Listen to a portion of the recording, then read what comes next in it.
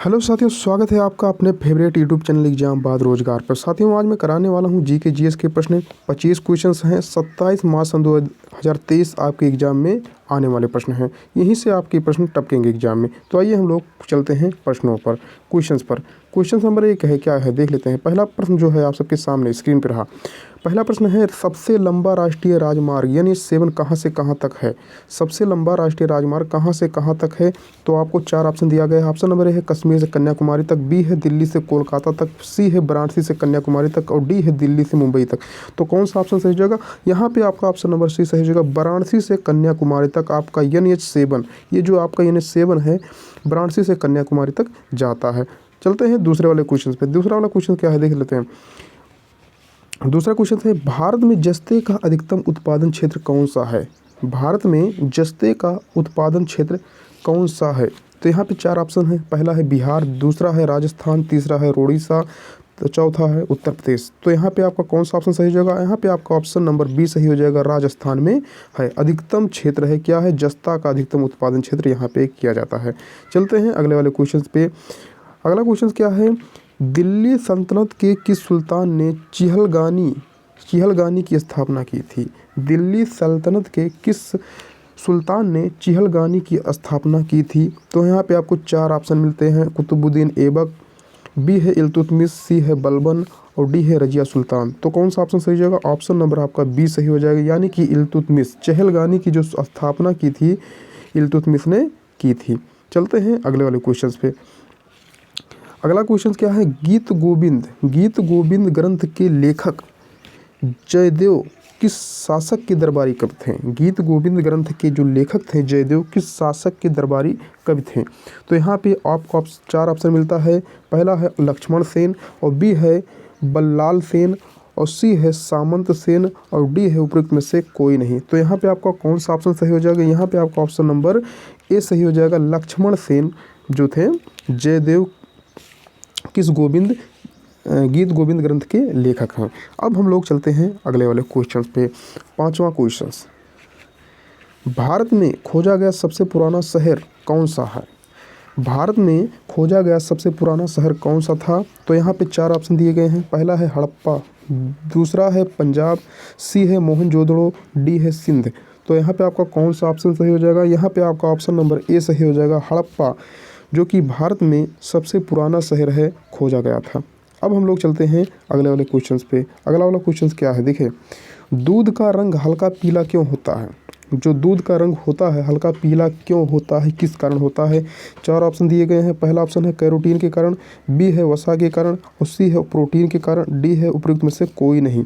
तो यहाँ पे आपका कौन सा सही हो जाएगा। यहाँ पे आपका ऑप्शन नंबर ए सही हो जाएगा, यानी कि कैरोटीन के कारण जो दूध का हल्का पीला रंग होता है उसी के कारण होता है। अब हम लोग चलते हैं अगले वाले क्वेश्चन पे। अगला क्वेश्चन क्या है देख लेते हैं। कौन सी बौद्ध रचना गीता के समान पवित्र मानी जाती है। कौन सी बौद्ध रचना गीता के समान पवित्र मानी जाती है। तो यहाँ पे 4 ऑप्शन दिए गए हैं। पहला ऑप्शन है जातक, बी है धम्मपद और सी है पिटक, डी है बुद्धचरित। तो यहाँ पे आपका कौन सा ऑप्शन सही हो जाएगा। यहाँ पे आपका ऑप्शन नंबर बी सही हो जाएगा, यानी कि धम्मपद बौद्ध रचना है जो कि गीता के समान पवित्र मानी जाती है। अब हम लोग चलते हैं अगले वाले क्वेश्चन पे। अगला वाला क्वेश्चन क्या है देख लेते हैं। भारत में प्रथम रेल लाइन का निर्माण किन 2 शहरों के बीच हुआ था। तो यहाँ पे आपको 2 ऑप्शन दिया गया है। पहला ऑप्शन है क्या है, हावड़ा और श्रीरामपुर के बीच में हुआ था और बी है मुंबई और थाने के बीच में हुआ था। तो कौन सा ऑप्शन सही हो जाएगा। यहाँ पे आपका ऑप्शन नंबर बी सही हो जाएगा, मुंबई और थाने के बीच हुआ था। भारत में प्रथम रेल लाइन का जो निर्माण हुआ था कहाँ से कहाँ तक हुआ था, मुंबई और थाने के बीच हुआ था। अब हम लोग चलते हैं अगले वाले क्वेश्चन पे। अगला वाला क्वेश्चन क्या है देख लेते हैं। अगला वाला क्वेश्चन है, यहाँ पे जगन्नाथ मंदिर पुरी किस राज्य में स्थित है। जगन्नाथ का पुरी मंदिर किस राज्य में स्थित है। तो यहाँ पे आपको 4 ऑप्शन दिए गए हैं। पहला ऑप्शन क्या है बंगाल और बी है उड़ीसा, सी है केरला और डी है उत्तर प्रदेश। तो कहाँ पे स्थित है। तो आपका जगन्नाथ का जो पुरी मंदिर है किस राज्य में स्थित है, उड़ीसा में स्थित है। कहाँ पे स्थित है, उड़ीसा में स्थित है। अब हम लोग चलते हैं नेक्स्ट क्वेश्चन पे। अगला क्वेश्चन क्या है देख लेते हैं। अगला क्वेश्चन है किस नदी के तट पर श्री राम ने जटायु का अंतिम संस्कार किया था? किस नदी के तट पर श्री राम ने जटायु का अंतिम संस्कार जो किया था, किस नदी के तट पर किया था? तो यहाँ पे आपको 4 ऑप्शन मिलते हैं। पहला है गोदावरी, बी है नर्मदा, सी है कृष्णा और डी है कावेरी। तो यहाँ पे आपका कौन सा ऑप्शन सही हो जाएगा? तो यहाँ पे आपका ऑप्शन नंबर ए सही हो जाएगा। कौन सा? गोदावरी। श्री राम ने जटायु का अंतिम संस्कार गोदावरी नदी के तट पर किया था। अब हम लोग चलते हैं अगले वाले क्वेश्चन पे। अगला वाला क्वेश्चन क्या है फिर से देख लेते हैं। अवध सभा किसान सभा की स्थापना कहाँ हुई थी? अवध किसान सभा, अवध किसान सभा क्या है क्वेश्चन? अवध किसान सभा की स्थापना कहाँ हुई थी? पहला ऑप्शन है ए सूरजकुंड, बी है प्रतापगढ़, सी है लखनऊ और डी है हैदराबाद। तो कौन सा ऑप्शन आपका यहाँ पे सही हो जाएगा? यहाँ पे आपका ऑप्शन नंबर बी सही हो जाएगा, प्रतापगढ़। अवध किसान सभा की जो स्थापना हुई थी कहाँ हुई थी? प्रतापगढ़ में हुई थी। अब हम लोग चलते हैं अगले वाले क्वेश्चन पे। अगला क्वेश्चन क्या है देख लेते हैं। जवाहरलाल नेहरू के नेतृत्व में अंतरिम सरकार का गठन कब हुआ था? जवाहरलाल नेहरू की नेतृत्व में अंतिम सरकार का जो गठन हुआ था कब हुआ था? पहला ऑप्शन है जुलाई 1946, बी है अगस्त 1946 और सी है सितंबर 1946, डी है अक्टूबर 1946। तो यहाँ पे आपका कौन सा ऑप्शन सही हो जाएगा? यहाँ पे आपका कौन सा ऑप्शन सही हो जाएगा? यहाँ पे आपका ऑप्शन नंबर सी सही हो जाएगा। सितंबर 1946 में गठन हुआ था। किसका गठन हुआ था? अंतरिम सरकार का गठन हुआ था। अब हम लोग चलते हैं अगले वाले क्वेश्चंस पे। अगला वाला क्वेश्चन क्या है देख लेते हैं। 13वां क्वेश्चन।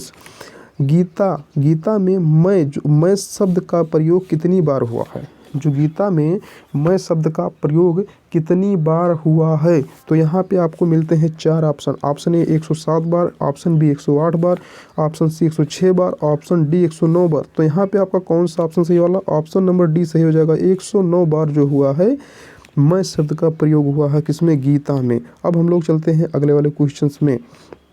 देखिए क्या अगला क्वेश्चन। महाभारत के अनुसार जरासंध का बहनोई कौन था? महाभारत के अनुसार जरासंध का जो बहनोई था कौन था? तो यहाँ पे 4 ऑप्शन है। पहला है कंस और बी है दुशासन और सी है शिशुपाल और डी है जयद्रथ। तो यहाँ पे आपका कौन सा ऑप्शन सही हो जाएगा? यहाँ पे आपका जो सही हो जाएगा ऑप्शन नंबर ए कंस जो है हो जाएगा सही। जो जरासंध का बहनोई था कौन था? कंस जो था। अब हम लोग चलते हैं अगले वाले क्वेश्चन पे। अगला वाला क्वेश्चन क्या है देख लेते हैं।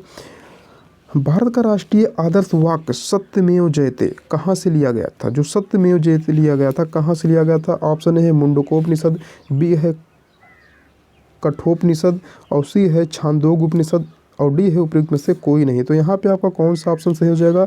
मुंडकोपनिषद से लिया गया था जो कि सबसे छोटा उपनिषद है। तो ये कहाँ से लिया गया था? मुंडकोपनिषद से लिया गया था सत्यमेव जयते, जो राष्ट्रीय आदर्श वाक्य के रूप में जाना जाता है। अब हम लोग चलते हैं अगले वाले प्रश्न पे। अंतर्राष्ट्रीय तिथिरेखा का निर्धारण किस वर्ष किया गया था? जो अंतर्राष्ट्रीय तिथिरेखा का निर्धारण किया गया था किस वर्ष किया गया था? तो यहाँ पे आपको मिलते हैं 4 ऑप्शन। ऑप्शन नंबर है 1955, बी है 1896 और सी है 1997, डी है 1884। तो यहाँ पे आपका कौन सा ऑप्शन सही हो जाएगा? यहाँ पे आपका ऑप्शन नंबर डी सही हो जाएगा। 1884 में किया गया था। कब किया गया? अंतर्राष्ट्रीय तिथिरेखा का जो निर्धारण किया गया था कब किया गया था? 1884 में किया गया था। अब हम लोग चलते हैं अगले वाले प्रश्न पे। अगला प्रश्न क्या है देख लेते हैं। एक देशांतर को पार करने में 2 स्थानों के स्थानीय समय के बीच क्या अंतर होता है? एक देशांतर को पार करने में 2 स्थानों के स्थानीय समय के बीच क्या अंतर होता है? तो यहाँ पे देख लेते हैं। पहला है 7 मिनट, दूसरा है 0 मिनट और सी है 4 मिनट, डी है 1 मिनट। तो यहाँ पे आपका कौन सा ऑप्शन सही हो जाएगा? यहाँ पे आपका ऑप्शन नंबर सी सही हो जाएगा। 4 मिनट जो है लगता है। क्या लगता है? देशांतर को पार करने में 2 स्थानों के स्थानीय समय के बीच का अंतर 4 मिनट होता है। अब हम लोग चलते हैं अगले वाले प्रश्न पे। अगला वाला प्रश्न क्या है देख लेते हैं। यहाँ पे आपको अगला प्रश्न मिलता है ग्रीनविच किस देश में है? ग्रीनविच जो है किस देश में है? ऑप्शन नंबर ए यूके में, बी है हॉलैंड में, सी है यूएसए में और डी है भारत में। तो कहाँ पे स्थित है? आपका ऑप्शन नंबर ए सही हो जाएगा। यूके में, यूनाइटेड किंगडम में ग्रीनविच जो है स्थित है। अब हम लोग चलते हैं अगले वाले प्रश्न पे। देख लेते हैं अगला वाला प्रश्न क्या है।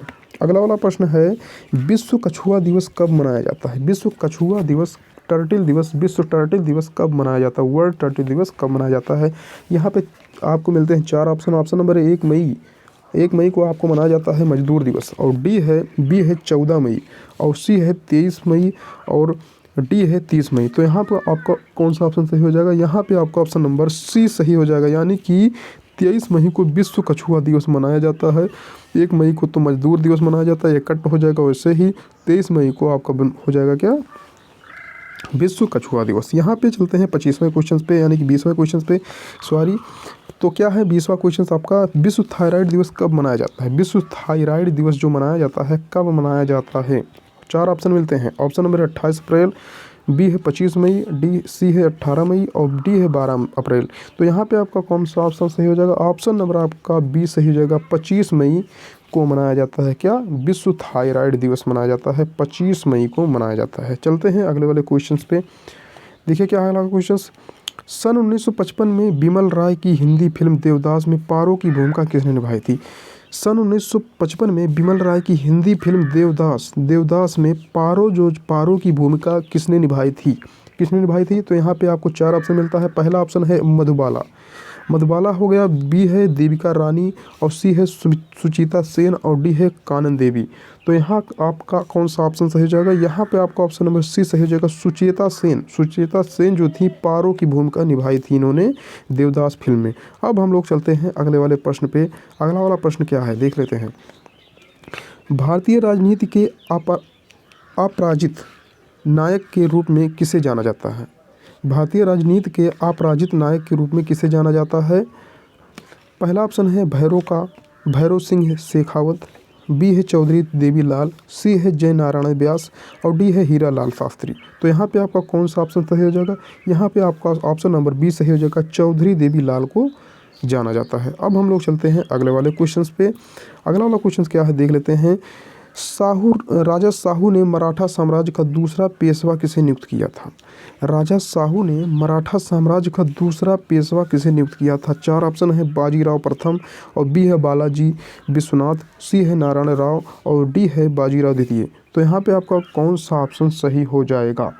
यहाँ पे आपका ऑप्शन नंबर ए सही हो जाएगा, बाजीराव प्रथम, यानी कि जिसे द्वितीय पेशवा के रूप में नियुक्त किया गया था, बाजीराव प्रथम को। अब हम लोग चलते हैं अगले वाले प्रश्न पे।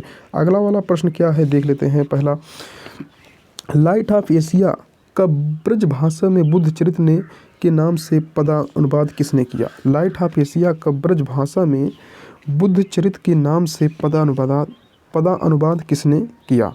तो यहाँ पे आपको मिलता है 4 option. Option number A Chandrabali Pandey, B है हजारी प्रसाद द्विवेदी, सी है शमशेर बहादुर सिंह, और डी है रामचंद्र शुक्ल। तो यहाँ पे आपका कौन सा ऑप्शन सही हो जाएगा? ऑप्शन नंबर आपका डी सही हो जाएगा, रामचंद्र